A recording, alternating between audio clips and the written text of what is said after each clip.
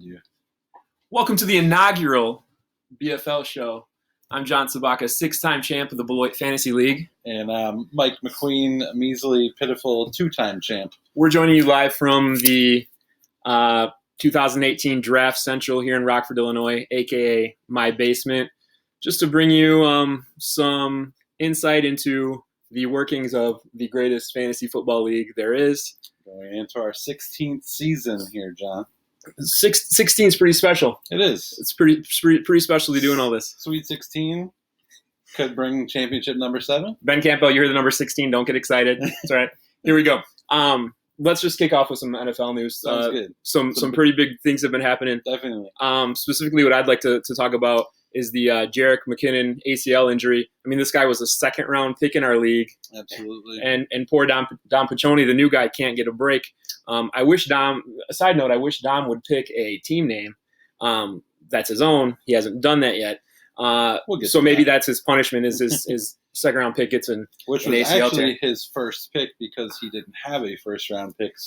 And then he didn't pick again until round 4. So he basically doesn't have an active player until the 4th round. He was also the only one to keep 4 players, and one of those players isn't signed yet. So Sucks to starting behind. Rough start there, bud. He's got some absolute stud keepers, but not looking too good. And then that also parlays into Withers winners. Ryan, my older brother, having a nice pickup of his backup, Breida. We can talk about more of that later. Yeah, whether sure. he's the guy or someone else is going to be in play. Mm-hmm. We started the league so late that we're still on waivers, so I don't want to divulge too much information. We but drafted we'll see what's early happening. and we started the league late. So. Hey, pretty typical stuff. Yeah. So anyway, I kind of feel bad for the 49ers. They were excited about their new offense, and Jerick McKinnon had a lot of hype going in.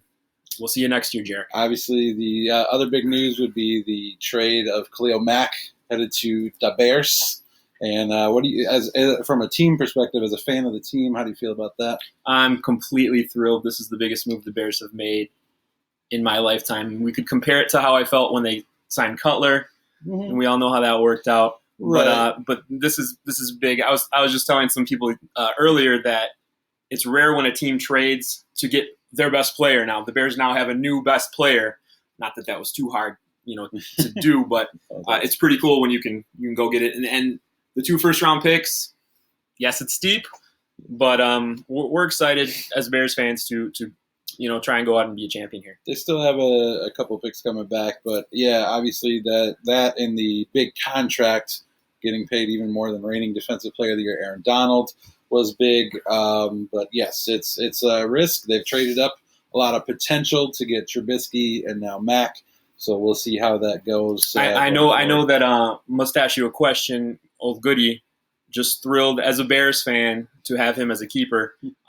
He went from going into the draft with Khalil Mack as unsigned holdout. Well, is he even going to play now? Oh my God, he's on my favorite team now. So yes, congratulations, Goody. We'll see our league is an IDP league. I consider it pretty tackle heavy. But you get a pass rusher who gets in the 12 to 20 sack conversation, then they're starting to make a real big difference for your team. So they can be boomer busts. Definitely a guy that can get 2 to 3 sacks a game can be very valuable. But at the same time, the consistency of tackles is usually what I personally value for a long-term season, consistent points. So I know we're going to get millions of views of this on this podcast, Mike. Billions, yeah. To someone who doesn't know anything about the BFL. We're coming for you, Despacito. Obviously. To someone who doesn't, let's say the viewer doesn't know anything about the BFL, how would you describe it as far as scoring or league makeup or rosters? It's funny. When I'm really excited or trying to even talk about a certain frustration about the league, I can say that I lost by 1/4 of a point. And when you are talking in a league where it's not unusual to see a team score close to 600 points in a week, right? That 1/4 of a point makes it even more marginal of a victory. Thanks for that, Phil, last year. You okay? You okay there? Okay. Good. I'm not harboring you kind of wake up in a any sweat. ill feelings. Yeah, I understand. It's one of those. So I guess, if we want to get technical, maybe I'm giving away some secrets here. I try and seek out. It's a PPR league, but touchdowns count for 25 points. So I mean, sometimes you'll find cheat sheets with half point PPR. Like I kind of look at those. I use those. I consider it a touchdown heavy league. So sometimes cheat sheets are made for touchdown heavy leagues. Standard scoring would be more appropriate. I still do use PPR sheets, but when you're factoring in a standard PPR league, 6 catches is 6 points, the same as a touchdown. Here, as you touched on, you'd have to get 25 catches to make 1 touchdown. So definitely touchdowns are the key, but they're, again, consistency with yardage and catches can also help. Basically anything that happens in the game is somehow translated into our scoring system, with the exception of some special team stuff. And obviously you can't quantify blocking of any sort. So nice. Ready to jump into this? Absolutely. Okay, so here's what we're going to do. We're going to look at the draft team by team, make kind of an analysis of the picks that we consider to be awesome values, which there are a lot of them. There's some good draft picks this year. And then we're going to kind of comment on some picks that we thought were a little shaky or you didn't get the best value, or maybe you left something else on the board. Then we'll talk a little bit about some BFL projections, who we think is going to win their divisions, and then some playoff predictions there. For sure. What else we got? I compare it to kind of a love-hate type thing, is where I love a pick for where he was drafted, or, also our league having keepers as well. Keepers are a little different. You have to draft them after the 7th round, keep them on your roster all year. So you're talking between the keepers that are kept and number of picks picked, there are 144 players off the board by the time we get into the keeper rounds. So it's pretty deep into the well there. Awesome. So we're going to get into that in a second. And then after we do that, we're going to talk about a little real-life NFL predictions as far as like the award winners and who we think is going to be a little prognostication for sure. There it is. All right, let's start with the with the picks here. Okay. We had Phil with the first overall. What was the pick, big Philly style? What was the pick of his that you would say you loved? Actually, here's the thing. Maybe I'll talk a little bit too much right now. You can slow me down if I don't. I thought he did the right thing with Todd Gurley. I'm all on board with Todd Gurley first overall. My favorite pick, after I ran through it, I actually really like his pick of Chris Carson in the 8th round as a keeper. He somehow found a starting running back on a team that wants to commit to the run, being the Seattle Seahawks, in the 8th round. So not only does he have this starter this year, I think he's going to play a lot. Unfortunately for Mike over here, I haven't heard the best things about Penny's current status. But I think that was a really nice pick for Phil. Yeah, this list was actually harder for me than I thought it would have been. I spent more time on this particular aspect of our preparation here, but this was a pretty easy call for me as well. I also had Chris Carson down in the keeper round. Everything else was kind of chalk, appropriate value for appropriate slots, and he had a lot of mid-round picks there, so he had a lot to choose from. But that was definitely a good find. And before we go any farther, I want you guys to know, and I think it's pretty cool, Mike and I haven't talked about our picks at all. And I'm really curious to see if we have any crossover here. I'm curious to see what you have to say. We already agreed on Chris Carson. That's pretty scary. The pick I did not love, and this isn't saying that this is a bad pick, because I actually like this as a real-life move, but taking Kirk Cousins, he left a couple of good quarterbacks on the board. He took Kirk Cousins quite far before I thought he needed to. If you're waiting for quarterbacks, there's a couple other names that I actually would have thought would have worked out a little bit better. This one was also pretty easy for me, but I had Jimmy Graham in the 4th round. He already took Travis Kelce, who is, in my eyes, the second best tight end in the league, and is going to be another good fantasy option again this year, the way that Andy Reid schemes to get him the ball. So taking Jimmy Graham in the 4th round, a backup tight end, I understand that we could possibly flex a tight end in our flex spot, but not usually a particularly good play. And I see that he actually has him in his starting lineup this first week, so so far. So, I mean, he obviously is a big believer, a little bit of a homer there, perhaps, but yeah, I think he could have waited. I think there was a lot of good value still on the board there, taking Jimmy Graham at the 4th. Not to say that I, as a Packer fan, don't hope he has a monster year, but at the same time, I feel like he could have made a better value pick there. I think Graham's going to kind of take on where he left off last year as far as not a ton of yardage or volume, but he's going to be a red zone monster, especially the way the Packers pass in the red zone. So there it is. That back to my comments on Kirk Cousins. Just to kind of reel things back a little bit, Phil kind of made up for Cousins early by taking one of my favorites, Jimmy Garoppolo, a little bit later. So Jimmy G. So he's covered there. Let's move on to Cadillac Crew. You go first. Talk about Drew's picks. There wasn't a lot to love here. Per usual, shots fired. As per usual, Drew made a ton of trades. Has the most color on the board as far as other people drafting in his spots. But my favorite pick of his would have been Julian Edelman in the 10th round. Not necessarily as obviously he's going to have a suspension right away, but a later value. And then as someone who's not projecting to probably have a particularly good season fantasy-wise this year as a team, possibly could have him as trade bait later for somebody looking to make a run. We agree again. Okay. I ended up taking. I have another league that's a little bit important to me. I ended up taking Julian Edelman also in that one, and just a stash. He's going to be a real nice number 1 receiver when his suspension's over. Nice pick, Drew. As long as you can tread water enough while he's suspended to go ahead and get him back into your lineup. You want to talk about a miss or a bad value? Yeah, for sure. This was another pretty easy one for me here on a team that's already keeping 2 quarterbacks. We can only start one, but keeping 2 quarterbacks and has 4 total to draft. Patrick Mahomes in the 11th. If that's going to be your potential keeper, I understand that, but we're talking about a Colts fan who has Andrew Luck as a keeper already. Luck is back and looking like himself, a more proven product.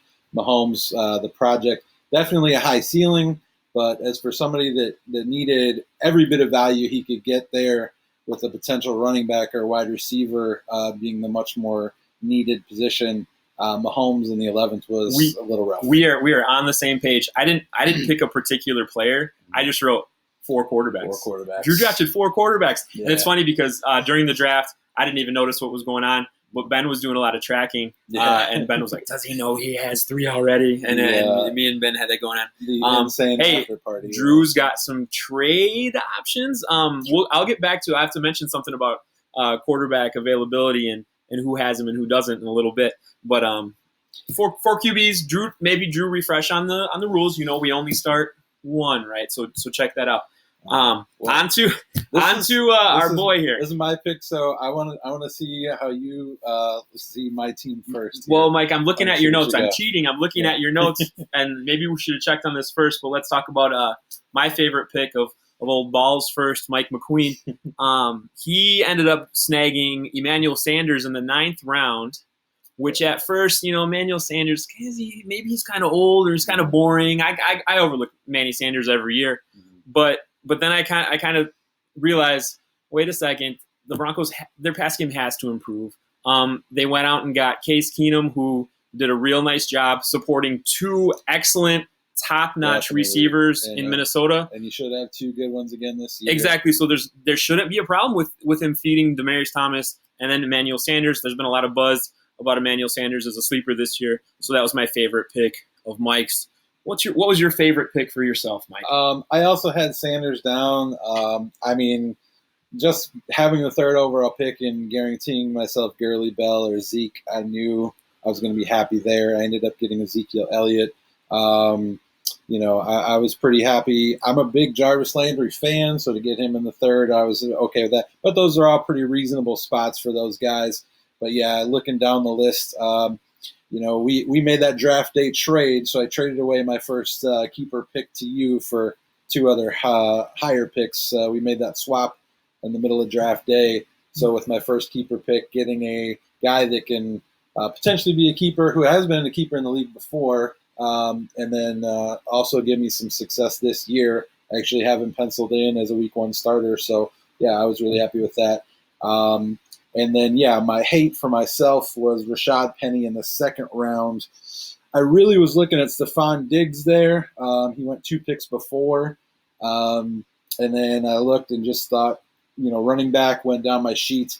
If I had done a little more research there, Rashad Penny, from what I understand, is putting on weight faster than I am, and the people that are close to the Seahawks are saying that Chris Carson had been running circles around him. So looking like a stretch reach pick there. I hope obviously he gets part of the some touches here down the road, but that looks like it's going to be a bust all the way. I completely 100% agree with you. Probably my least favorite pick in the entire draft. I think I may have gone Travis Kelce there. Because there's kind of a point where just kidding, you already had Gronk, so that's a terrible decision by me. I do. Possibly like an Amari Cooper or even a Kenyon Drake. Let's move on. Horvath was next. Let's see, you go first with him. Again, here, not a lot to love for me. I went with, and it was it wasn't crazy, but Sean Lee in the 7th round. I've had him before. He's one of those guys, if he's on the field, he's an absolute monster. He's a top 5 IDP player. Not a keeper in the 7th round, but if you look at who else was kind of going there, I feel like he's one of the top 5 IDP players, and getting him there was pretty good value. I guess my first comment is I think Nate helped Horvath out a lot, and I believe Horvath was texting in the picks, so that was cool that he got to do that even though he wasn't there.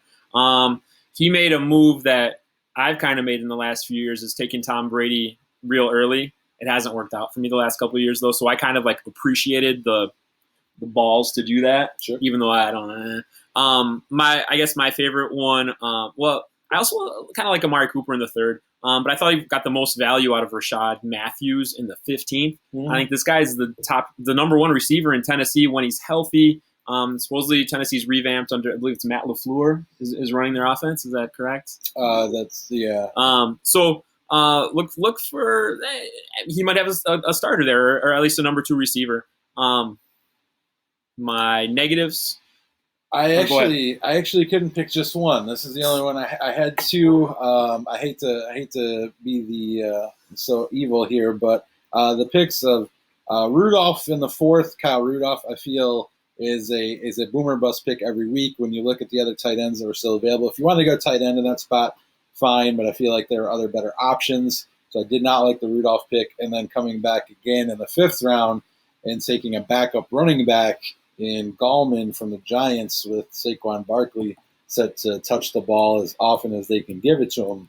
I really didn't like that pick either. That would be the worst of the 2 if I had to pick just one, gun to my head. But yeah, I had to put both down. I didn't like either one of those. Yeah, Wayne Gallman made my decision in the 5th round. I think there's several running backs who are going to start. But again, he was texting in his picks, didn't have his sheets all there in front of him, so we appreciate the effort joining the league. So we won't belabor the point, we'll jump right in and steal reserves. Mr. 6-time champ here. I'll go first on you. And the pick I liked the most was that we had talked earlier about making that trade. So with my 8th round pick that you drafted DJ Moore out of Carolina, who not a huge Cam Newton fan. He has some accuracy issues, but it looks like he could be the possession-type receiver with some big playability. Absolute monster at Maryland. Not a lot of people got to see him play because they're not one of the better programs necessarily, but 80 catches last year at Maryland. I really like that pick. I didn't have him rated quite as highly as you. You were pretty high. I know you were pretty happy to get him there. So what did you feel? Well, DJ Moore is my guy. Okay. I have a lot more to say about him when we do a little segment later Sure. about the real life NFL. Sure. My favorite pick for myself, I had 3, and I'm cheating on your notes again. I mean, it's my draft, so I should like my picks, I guess. Guys, I've stolen. You should call the police because I got Larry Fitzgerald and Chris Hogan at the turn 3rd round to 4th round. I have the New England Patriots top receiver as my flex, And I also have a guy who's going to get 90 to 100 catches as my number 2. I mean, come on, that's awesome value. Possibly as the current state of affairs in the NFL right now, though, my favorite pick might be James Conner in the 10th round. Do you guys realize that Le'Veon Bell hasn't reported to the Steelers yet?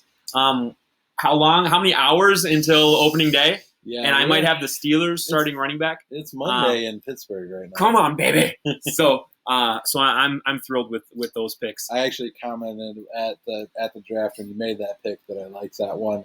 I didn't have some mid-round picks there, so you snagging him there, it was definitely somebody I had on my list. I actually drafted him last year late, but wasn't worth a keeper for sure at that time. For sure.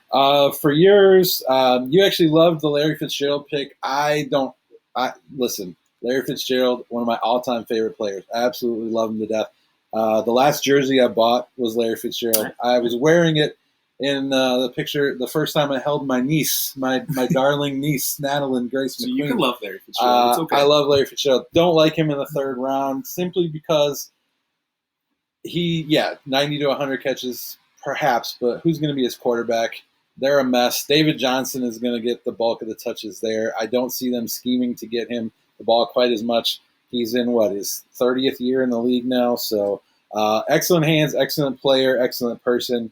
Felt 3rd was a little bit of a reach. Still, not a bad pick at all. Most people aren't going to argue with that. But again, kudos to you. Not a lot of easy options for the hate list, but that one was my ultimate choice. Let me just say, Larry's the captain in my locker room. He's keeping all my young guys in line. Sam Bradford's going to be his quarterback, and if Sam Bradford stays healthy, that's a pretty good offense. Sure, until Josh Rosen cries enough to get in the line. Moving on, my thoughts on my worst pick. I took a very good player, Danny Trevathan, in the 7th round, but I left some very, very good offensive players went after him, and specifically Sony Michel. That one hurts to let him get down to Seth in the 8th round. So I like Danny Trevathan. He might lead my team in IDP tackle points, but I left some guys that could be difference makers go to other teams. So I'm mad at myself for doing that. Okay. Moving on to Seth, the very stable geniuses. Okay, I'll jump in. Perfect. I liked. He had a lot of great picks. Obviously, having 2 picks in the top 6, getting 2 bell cows there. But those are obviously 1st round picks, anyways. I went with Jamison Crowder in the 9th. Really feel like he's been consistent in his first 2 years. Generally, if players are going to make that leap, it's in their 3rd year. So he's got the ability. He's going to have the chances from Alex Smith. He's had the quad injury. I understand that, but when he's been out there, Alex Smith has had nothing but great things to say about him. So I feel like he got a starting wide receiver on the borderline, wide receiver 3 talk in fantasy football in the 9th round, somebody in his prime year of his career who's going to want to perform to get that contract extension. I completely agree with you, and I think Alex Smith is a baller who's going to just feed all the receivers in Washington. I'm kind of in the same vein as you, but I went a little bit lower in the draft for Seth. 2 of my favorite, I have 3 favorite picks for Seth too. 2 of them are Nelson Aguilar and Pierre Garçon, who we took around 11 and 12. Look at this Thursday. Elshon's not going to play. I think Aguilar is going to play a huge role for the Eagles at the start of the year. And then Pierre Garçon, maybe we don't hear too much about San Francisco. Garçon could lead a very, very potent offense in receptions. I know people love Goodwin right now, but Garçon's in that conversation of a strong option for Jimmy Garoppolo. Garoppolo's the real deal. My other favorite pick, and I'm the one I had regrets about for me taking Sony Michel is an excellent building block for Seth's franchise if he wants to replace one of his keepers going forward. I think the Patriots have to love him if they take a running back in the 1st round. He got injured, yes, but I think that depressed his value so that he fell into Seth in an amazing spot. And a lot of us overlooked it, maybe saw that injury and didn't want to take the risk. Well, good for you, Seth, for taking him 8.1. My negative pick, and I'm wearing this shirt, Allen Robinson in the 2nd. when you could have taken Stephon Diggs, Amari Cooper, Larry Fitzgerald, I think all three of those guys could have been a better option. But here, I mean, Allen Robinson was a great player a few years ago, coming in with a pass-happy offense, so he could have a phenomenal year. Just I think there's more proven commodities that you could have gone with instead. Once again, we find ourselves in agreement. Maybe he was looking at his 2016 cheat sheet there. I don't know. But he looks like to be the de facto number one in Chicago. But first year with a new team, coming off a major injury, changing conferences, changing location, everything about that's just a little shaky for me. I like Allen Robinson's ability. Not a huge fan of Trubisky being the slinger fantasy point guy. He's going to be one of those, if you watch the game, he's going to be a really good player, but not necessarily rack up the stats. Hey, halfway through. Yeah, nice job. Let's keep it up. Let's keep going. Rolling right through. The Beloit Blizzard. Ben Campbell, how are you doing? The pick I liked from Ben was his first-round pick. I can't believe the rest of us let Antonio Brown, six of us, well, five of us could set that a couple picks. Five of us let the greatest receiver of our time fall to pick number 7. Well done. Anything to add to that? No, I'm never going to argue with Antonio Brown. I could see him going as high as 4th, and to get him at 7th, absolute no-brainer there. I went down to the 9th round for Marquise Goodwin. You touched on Pierre Garçon. Everything that I'm seeing right now has Goodwin as being possibly the highest target getter. He has a stretch the field ability. I'm a big Garoppolo fan. He's one of those guys that could be boomer bust, a la T.Y. Hilton, say. But he's been in the league long enough. He's still got speed to burn, and a team that's going to be very exciting. So I like Marquise Goodwin. For negatives, he's like a very good player. It's just where you took him. Von Miller in the 3rd. I'm not convinced. It's my personal philosophy that defensive players have that huge of an impact to go that early. So there you guys know that Sabaka is going to always wait on defense. You should have known that about me already. But if you believe on it and that's your guy, I'm glad you took him. I just think there could have been other options for your team. Anything else? I also had Von Miller. He's probably, you might say Khalil Mack, but he's on the short list of best pass rushers in the league, no doubt. Fantastic player, but I don't like relying on guys that get sacks only, and 3rd round is a little early for me there. So let's jump right into Nate, the commissioner, Dirtballs FC, who I believe is also a 2-time champ and does a heck of a job putting up with us a-holes all year round. I'll go into my love. I got a man crush on Corey Davis. Oh, he was your first keeper pick last year. He was. Battled some injuries, not on a pass-happy team, but I just can't overlook the ability. I have to hope that Tennessee kind of graduates to the 21st century here and starts throwing the ball a little bit more, see what Mariota's got. And if so, then he's going to be easily, I see an 80-catch, 9-touchdown season for him if he can stay on the field, and just absolutely unbelievable talent. So Corey Davis, what did you have down? My top value for Nate was him finding Delanie Walker in the 9th round, and that hit home for me because I was tracking tight ends, and just about everybody had a tight end, and Nate did not need any more tight ends because he had Trey Burton on his team, and he went ahead and took the Pro Bowler, the 1,000-yard receiver. I was really eyeing that guy up, and he ended up on Nate's team. Just got a big extension. But my favorite pick for Nate, which is the boomer bust of the whole league, it's a potential league-winning pick, is his 3rd-round find of Josh Gordon. Took some guts to make that pick, but if Gordon is the superhero that he can be, congratulations, you've just won. Not saying that's going to happen. I don't think he's done anything on Hard Knocks. He's there on Hard Knocks, but we haven't seen him do anything.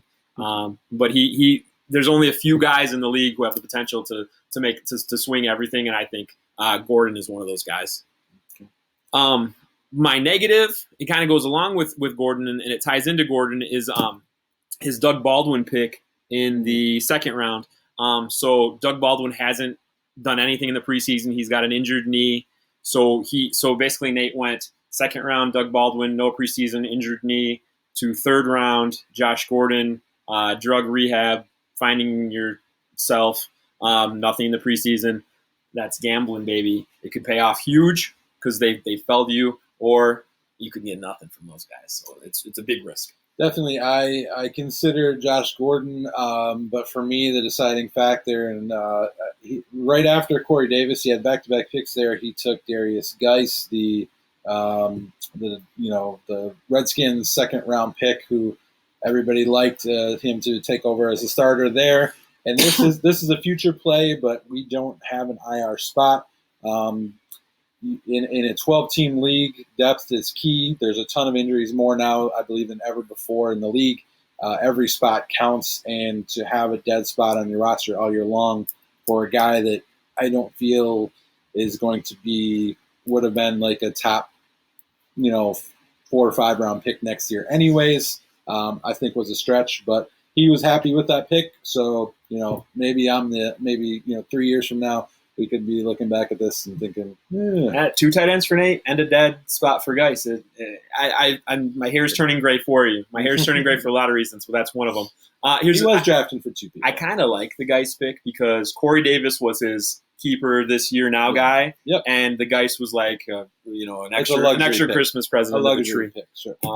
Moving on. Who's next? Withers winners. Yes, cute some Bill Withers. Ryan McQueen. Who's that? He's a musician. Okay, best pick. I really like Mike Williams in the 14th. I know that he was a potential keeper. He was in the early keeper rounds last year. Missed the season with an injury. I think the Chargers are absolutely stacked this year. Watch out for them. So that was a great pick in the 14th. Also, like due to circumstances that we touched on with the McKinnon injury, Breida in the 11th. Congratulations, you were rewarded for taking a handcuff. So well done. For sure, definitely. I went the round after Breida with the 12th round pick with Peyton Barber. Everybody had Ronald Jones kind of penciled in there. Looks like Peyton Barber is going to be getting the bulk of the touches. You got Jameis Winston on suspension, so they're probably definitely at least early in the season going to have to rely on getting the ball on the ground. So for a guy that didn't have a whole lot of higher picks, he kind of had to capitalize on value. I really feel like that was a slam, a home run. Okay, so the negatives on Withers Warriors women. Go ahead. I had Robert Woods. Now, Robert Woods was a free agent pickup for me in another league last year, and he had this 2-game stretch that was absolutely fantastic. 4 touchdowns in 2 games. Great player. Had a pretty good connection with Goff. I see Goff taking a step back here.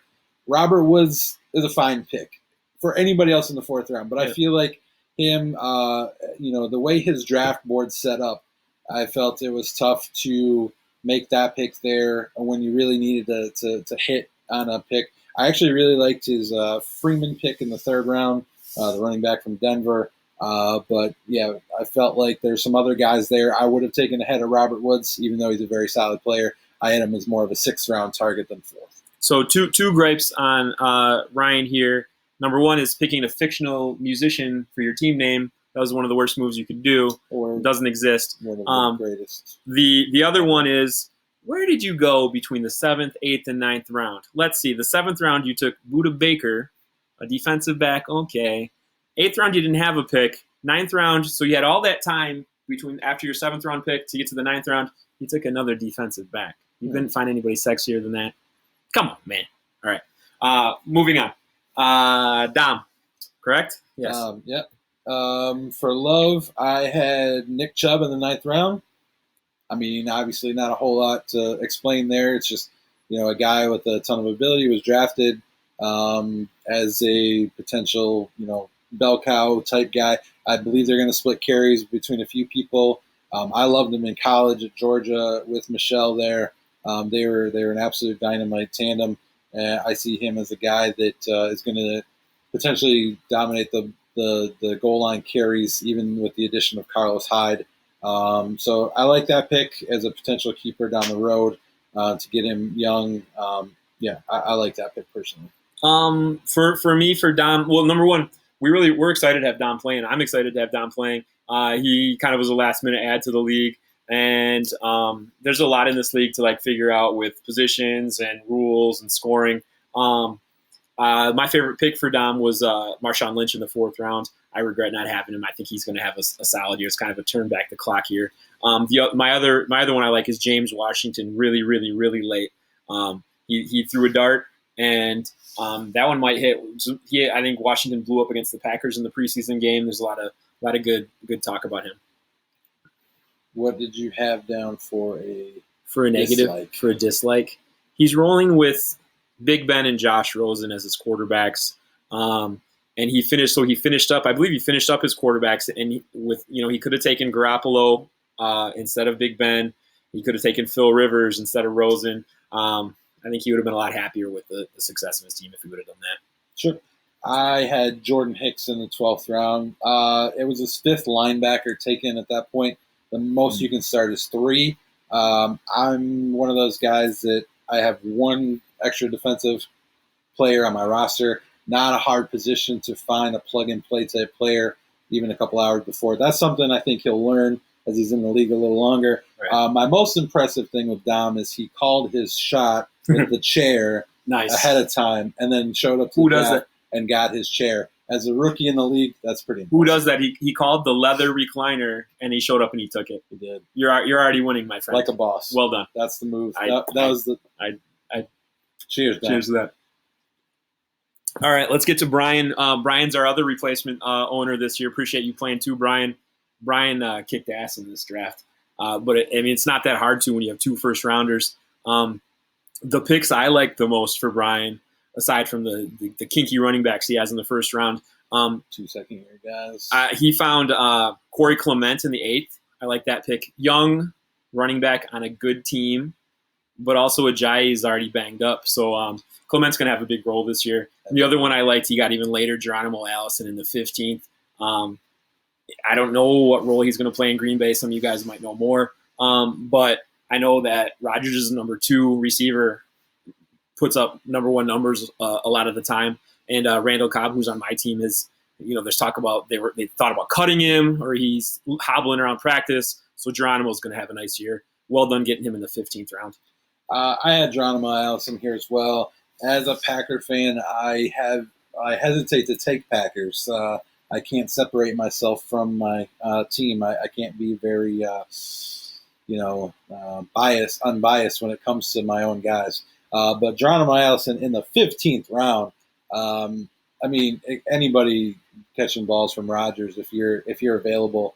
And even a couple years ago when he was healthy, showed some of that flair, that knack for finding the hole in the zone after the play breaks down. We all know that's when Rodgers is at his best. So he's a potential 10-touchdown guy out of that slot. Rodgers finds a guy that he trusts.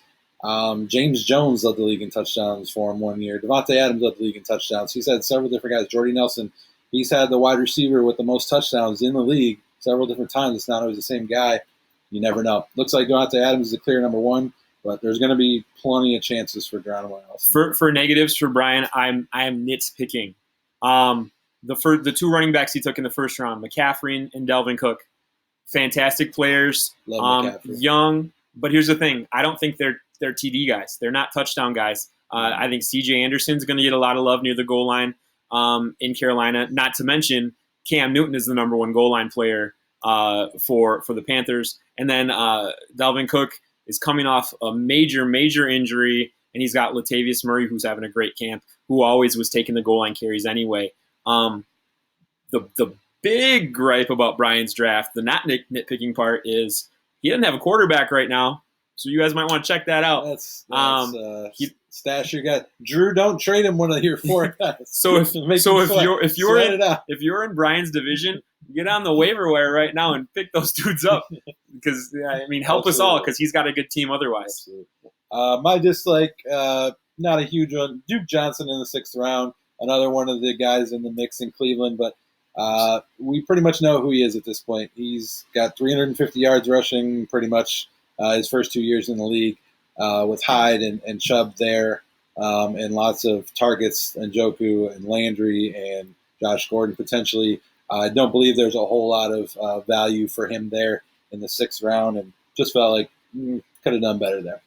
Scoot on over to Goody here. Must ask you This is a question. The last guy we got to touch on. Our final one.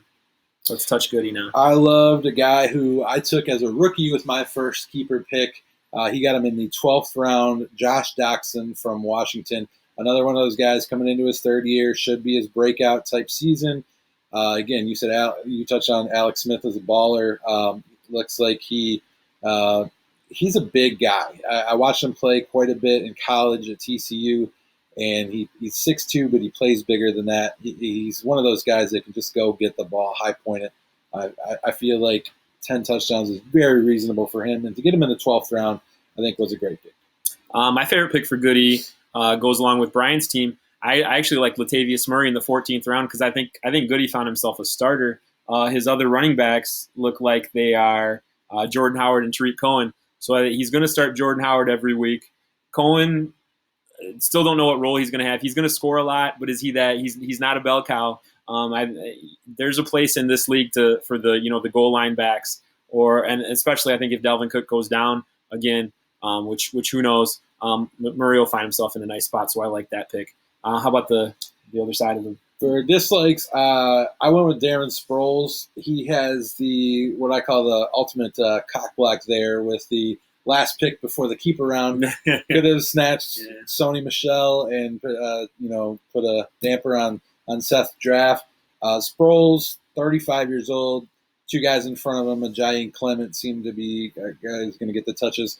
Darren Sproles is a fantastic player, but I don't see a whole lot of value for him at this point in his career. I was nitpicky on this one too. I picked the double up that Goody did. He doubled up with Tyreek Hill and Sammy Watkins in round 2 and round 5. He's got speed, that's for sure. They've been very productive players in the past, but to me, let's talk football now. I feel like those 2 players are a little bit redundant in that they're the same person. They're both stretch the field vertically, and so I think Kareem Hunt and Kelsey are going to get a lot of looks, but I just don't know if there's enough deep ball. Trust me, Patrick Mahomes got enough deep balls in his arm, but I don't know, like in the course of a game, if they're each going to get theirs. So it'll be kind of one guy's going to go off and one guy might get you a goose egg. I'm not a big fan of starting both running backs from the same team either, but that's or receivers.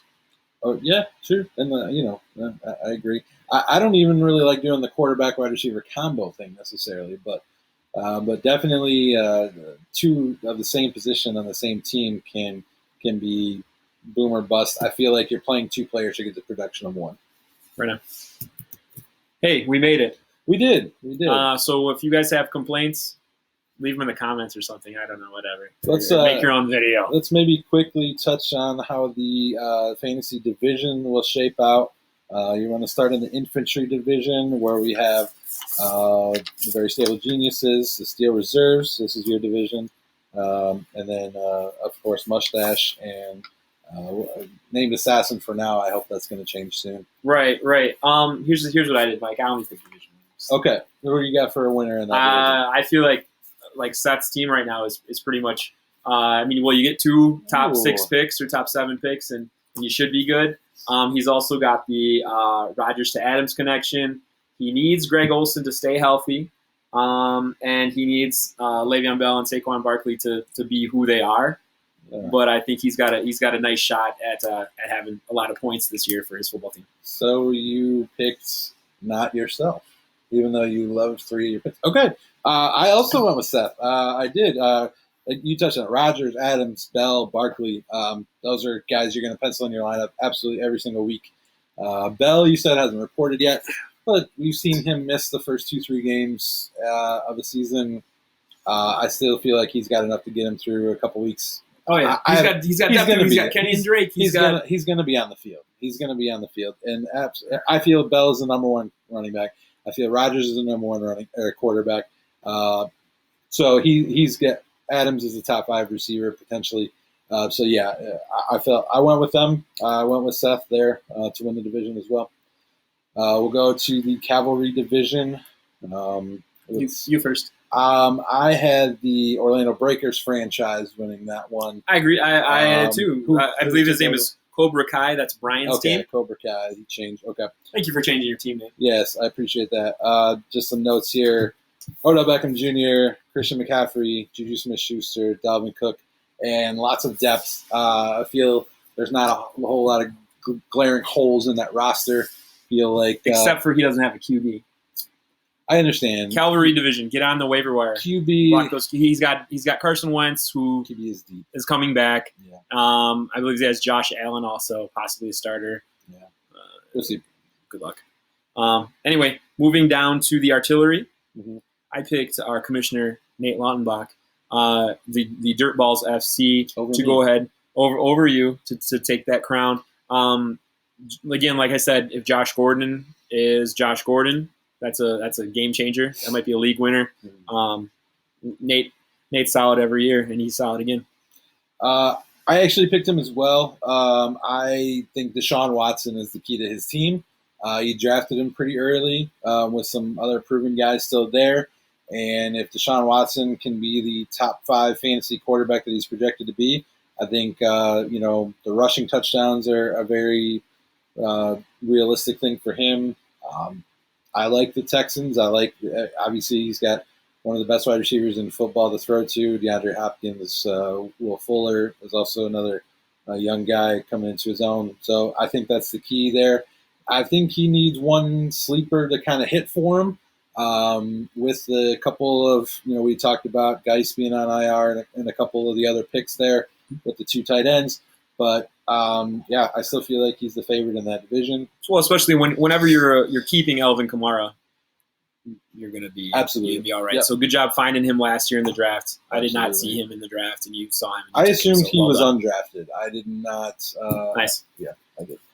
You want to talk about playoffs? Yeah. Who'd you have as a wild card? Here's the thing. I told you I didn't pick myself for the division. I picked myself as a wild card. I did the same. There it is. Nice.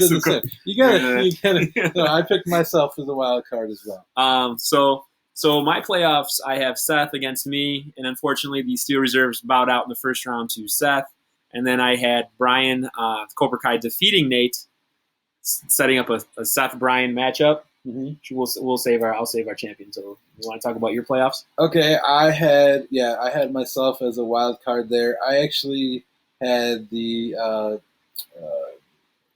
he changed his name again to Cobra Kai. That's Brian as the number 1 overall. So I actually am taking him down in the first round. Okay, and going to the championship game. I love that. I'm happy for you against Seth. And I'll go ahead and pick my winner. I actually picked Seth to win over myself. Let me ask you this though: who's going to carry your team? Is it Gronk? Is Gronk going to have a great year this year? I mean Zeke can carry me. I got Gronk. I got a ring thanks to Zeke. I really need Derrick Henry to. I need Alshon Jeffrey to get healthy. But yeah, I mean, yeah, I'm excited for and defense wins championships, and yeah. I absolutely love my defense right nice. Now. All right. I don't know if defense wins championships in this league. Let me just say that out there. Real life, yeah. The Bears now. Okay. In real life. Right. So I have Seth against Brian. Seth is going to win the title. Seth will win the title this year. I can't believe that I picked that because Seth is. There would be a first-time winner for Seth. Again, we have not talked about any of this ahead of time with each other. We did our own preparation from our own homes. If Saquon Barkley is what they say he is, yes, nice pick. Well done. Absolutely. Okay. Let's go into the NFL predictions. What do you think? NFL predictions. Sounds good. Where do you want to start, Mike?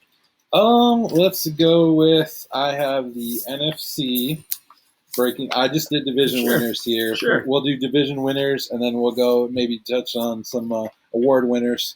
I feel like the team success translates into awards. So we'll do the team standings first, and we'll see how each other went. We'll start in what's nearest and dearest to our hearts, the NFC North, where I couldn't it's hard, but I did end up taking the Packers to win the division. I'm not usually a big homer and a person who sees, says, oh, yeah, we're going to go 14-2 every year. But I can see 12 wins for this team. They have a pretty tough schedule. I believe some of their key games are at home. And, as long as you got Rodgers in there, that's an advantage over absolutely any other team. In the NFC North, Dude, the Minnesota Vikings have a special defense. They will not win 13 games again this year. There's no way. Can I talk now? Sure. They have a special defense. They upgraded at quarterback, and Upgrade. they improved over the offseason through experience. Okay, the Vikings will be a tough out every week. The upgraded quarterback I find interesting because I feel like they upgraded by name and on paper, but are you really arguing with the production they got from quarterback last year? Case Keenum. If Kirk Cousins has the same season as Case Keenum last year, everybody's going to be like, "Oh, he's a great player." But because he's Case Keenum, moving on. NFC South. NFC South, I got the Saints. Same. I do too. Panthers, I feel like could win a few more games last year, but they've already got tons of injuries on the offensive line. That's going to mean a lot of hits to Cam Newton. So yeah, I feel like Saints easy there. Drew Brees, they're a power running team, and they've got a lot of weapons. I like the addition of Cam Meredith. Who drafted Drew Brees? I like the addition of Cam Meredith is pretty awesome. Yeah. NFC East. This is the one that was the hardest for me to pick. I feel like the Eagles are obviously everyone's favorite. I went with an upset. I went with the Giants. I can't stand Eli Manning. I feel like he's maybe the most overrated. Barkley, you know how I feel about taking a running back second overall. I don't feel like he can live up to the hype, but I feel like he's going to get plenty of opportunity, and he'll be good enough to give them. I feel like their defense is got to be better. I like their new coach, Shermer, right? Yep, Pat Shermer. Yeah. So I got the Giants, and that's the one I fought the hardest over. The correct reason why the Vikings might stumble is they've lost their offensive coordinator, Pat Shermer, who went to the Giants. They are my pick also in the NFC East. I'm surprised. I think I'm not an Eli hater. I'm not an Eli backer, but Eli is just fine. I think with a new coach, I think McAdoo was over his head. I think they'll improve. And I don't want to call the Eagles a gimmick, but a whole offseason for teams to scheme against what they do, defense catches up to offense. So I think they'll come back to earth a little bit. If you put too much stock in the preseason, they were very limited offensively in the preseason. We'll see. Let's see. Yeah. NFC West, I have the Rams repeating. Not a great division for me to look at. They're on an upward trajectory to me, and they stack their defense in the offseason. So I think they'll take that pretty easily. I did not want to take the Rams, but I could not pick against them. I really like Garoppolo, and I like what the 49ers are doing, but I still feel like they're at least a year away. Russell Wilson's great, but I feel like they have so much turnover, especially on the defensive side of the ball. We'll see. Nice. I don't know. Right on. Got to be the Rams. You want any wild cards? Or you want to jump into the AFC? Well, AFC. All right. Starting in the North, I went. This is hard to pick again. I went. Hard to pick against the Steelers here. To me, I feel like the Ravens have shown some improvement. Obviously, the Browns are going to be better, but they're not going to threaten the division. Bengals, you know what you're going to get with a Marvin Lewis team. They'll be. You don't like seeing them on your schedule, but they don't scare you either. So, Steelers. I'm with you on the Steelers. Too much talent. Tons of talent, and the division might be catching up to them, but not quite yet. Where are we going? East. East. Patriots. The East belongs to New England. Should we move on? Yes. Nothing else to say. Yeah, no. AFC South. South. I went Houston. I went with the Texans here. I know some people haven't finished a big third behind Luck and the Colts. I think they have a bad roster overall. I feel like Jacksonville is going to take a step back. I'm not on the Bortles train. I like Fournette. I like a lot of the Jaguars. I like their mentality. I like the Coughlin going down there and kind of building a winning culture. But I really like the Texans. Deshaun Watson, DeAndre Hopkins. I like those guys. I feel like, and if a healthy J.J. Watt, he's the best defensive player in football when he's healthy. We'll see. I went Jacksonville Jaguars. Houston has a great defense. Jacksonville has another worldly defense. Jacksonville and Minnesota are just shut down teams. To me, that might be a Super Bowl. Blake Bortles, he is what he is. They can scheme around it. I thought, Jacksonville took they knocked out Pittsburgh in the playoffs, and then they took New England to 4 quarters. So the Jags are an up and coming team. Okay, let's go out west. Out west, I touched on them earlier. I think we both the Los Angeles Chargers. Yeah, I think we both like the Chargers. Are just loaded for sure. Phillip Rivers, quietly, because he plays on the West Coast, always has a great year. You know what you're going to get. He doesn't miss time. He's out there. Melvin Gordon coming into his, I believe, third or fourth year now, looks to be one of the top 10. What you hope to get of a first-round pick. Keenan Allen's one of the best wide receivers, always, on the injury list. They lost Hunter Henry in preseason already. But it just depends. But as for the other teams in their division, all experiencing quarterback changes or coaching changes, I feel like the Chargers really have an opportunity to take it and actually make a pretty deep run. Yeah, nice. Chargers. I'm on board. Chargers. The Bolts.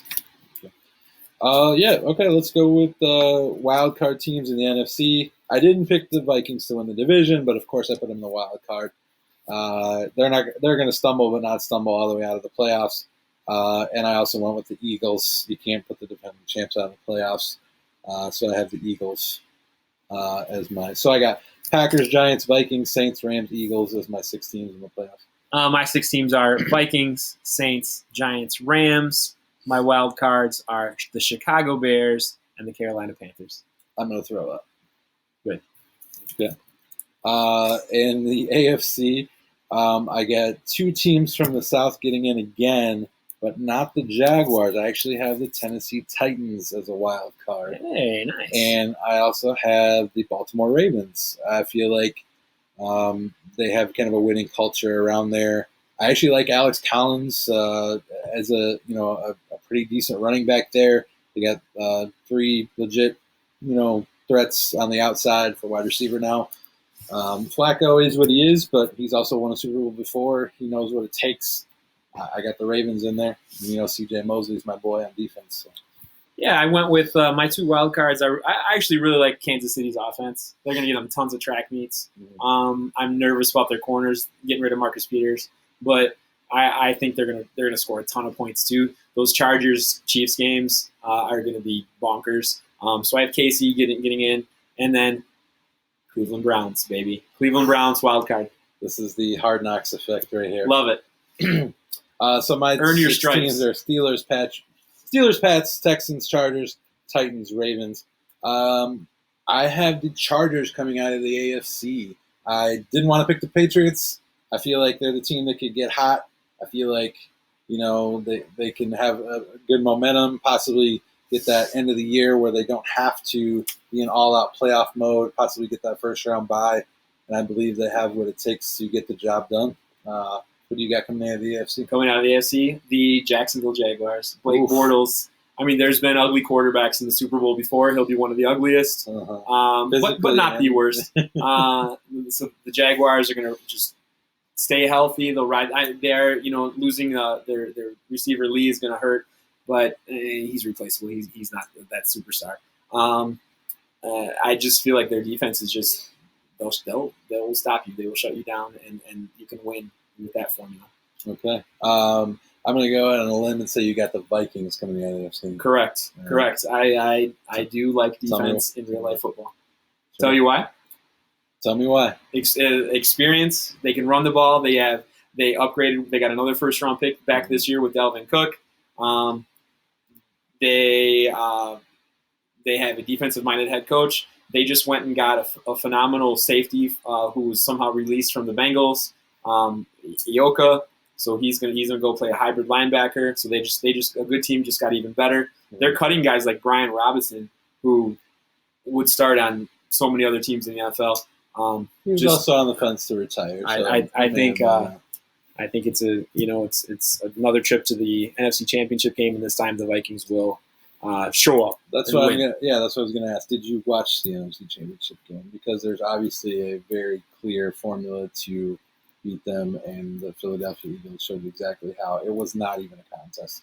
a backup quarterback absolutely destroyed that defense. I understand there was a lot of hoopla around the week before with the miracle. That's the point, though. They needed a miracle to even win one playoff game.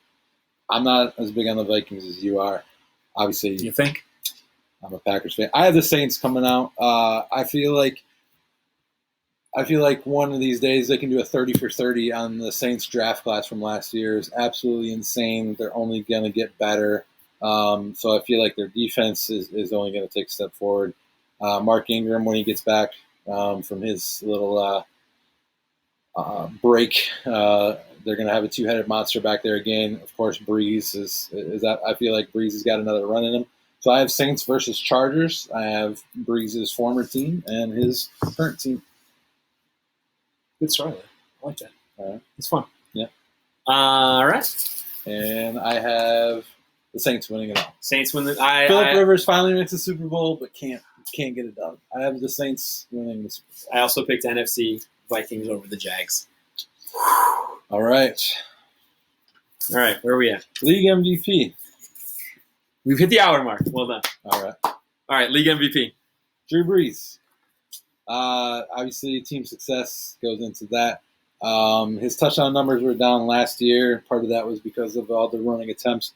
I don't see that being a problem. I feel like he's going to be able to absolutely just do what he wants to do, not feel that he needs to force the ball, and he's going to have just a phenomenal year, and he's going to be the obvious choice on the best team.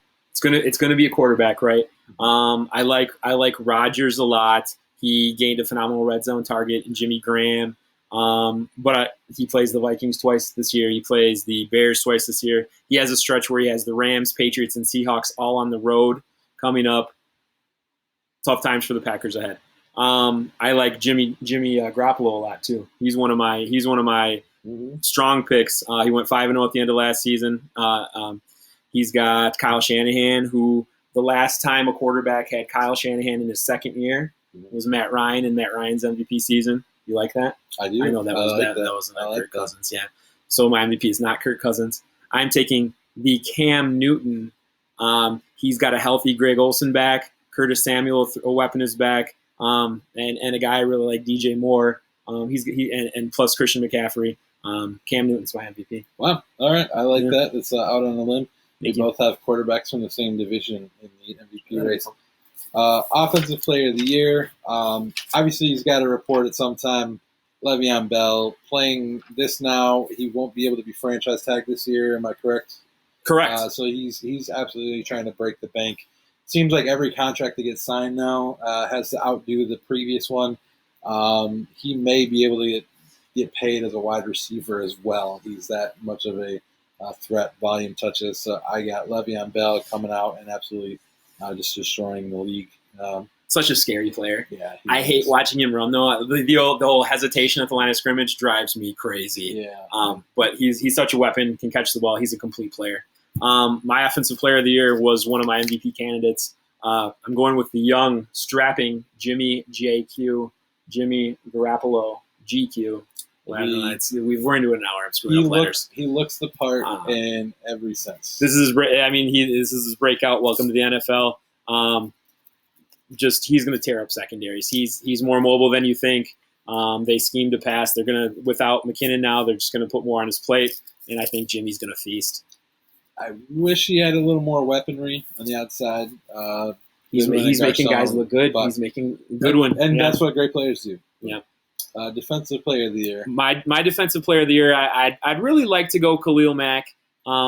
He's a strong choice here. Maybe I'll change my mind tomorrow. But here I am again, suffering from some hard knocks fever. I'm going to go with the guy who had 7 sacks and 9 starts last year.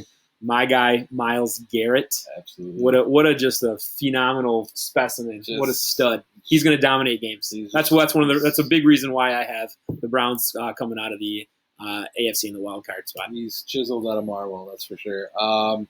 The player I have is Joey Bosa from the Chargers. As an Ohio State hater, I didn't want him to be as good, but he is very, very good. He's going to get plenty of chances to get back there and get the quarterback. I feel like the Chargers are going to be in a lot of games where the other team's going to have to pass a lot.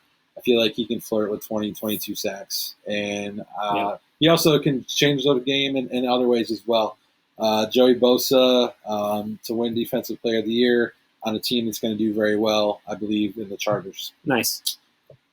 Offensive Rookie of the Year is the one I changed. I had to cross it off. I had Barkley down. I think it's the obvious choice. At the last minute, I had to go with my guy, who's now the starter, QB1, Sam Darnold. Ooh. He's going to get a ton of chances. He's going to be one of those guys where if you look at the box score, it's not going to he's not going to be a fantasy. It's not going to tell the whole story. He's not putting up You're going to have to watch him, watch his composure, watch the way he controls the game. He looks totally in control at all times. I believe he's the best quarterback coming out of this draft. You and I have a side bet we do involving that and a few of the other quarterbacks in this draft. And a case of Orange Crush. Definitely. 7 years later. And Sam Darnold, I believe, is going to be your Offensive Rookie of the Year.